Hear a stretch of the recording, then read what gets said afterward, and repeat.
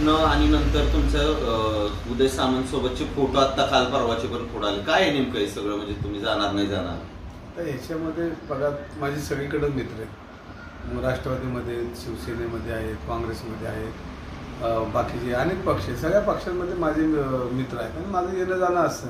पण आता एवढ्यामध्ये त्या स्टेटसमुळे तो प्रेसला आल्यामुळे इतकं त्याची चर्चा झाली की प्रचंड की मी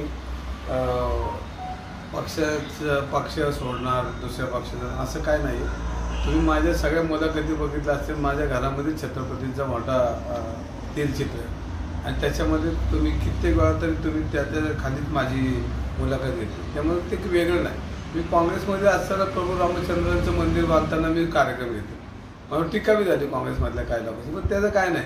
शेवटी मी मानवतावादी, माझा धर्माचा तर मला अभिमान, पण मानवतावादी समोर जाऊन कुठल्या जाती धर्माचा आला ते तो आपला आहे. त्याची सेवा करणे आपल्या छत्रपतींनी शिकवलं, आपल्या वारसाने शिकवलं. आणि कोणाचा द्वेष न करणं हे राजकारणामध्ये संविधानातले आहे. आणि आपल्या धर्मात कधी असं म्हणलं नाही की समोरच्या माणसाचा द्वेष करणं. मी करणार बी नाही, कारण शेवटी माझ्या रक्तात ते नाही.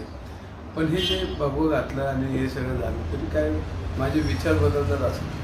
धर्मवादी धर्मवेडा धर्माचा आणि ह्याचा राजकारणाचा लांब लांब संबंध. धर्म हा आपला धर्मच आहे आणि तो आपण सांभाळणं आपलं कर्तव्य. तुमचं जे दुसरं स्टेटस आहे, राजा हरला काय राजा जिंकला काय निष्ठेचा, असं जे काय स्टेटस आहे त्यावरनं असं म्हटलं जातं की तुमची आणि उदय सामंतांची भेट झाल्यानंतर तुम्ही शिंदे गटात जाणार अशी चर्चा सुरू झाली. नेमकं आता तुम्ही कुठे आहात आणि त्या स्टेटसचा नेमका अर्थ काय? राजा हरला काय राजा जिंकला काय?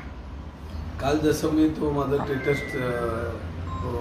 कार्यकर्त्यांनीच केलं होतं, मी आपल्या नुसतं पुढं फॉरवर्ड केलं.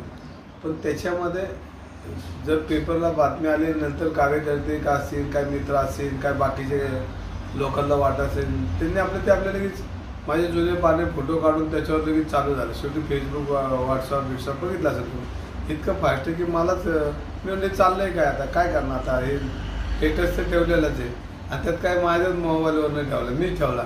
पण त्याचा अर्थ असा काय नव्हता की डोक्यात विचार, राजकीय विचार काय नव्हता. एक चांगला फोटो आला आणि भगवा गाळ्यात घातलेला आहे.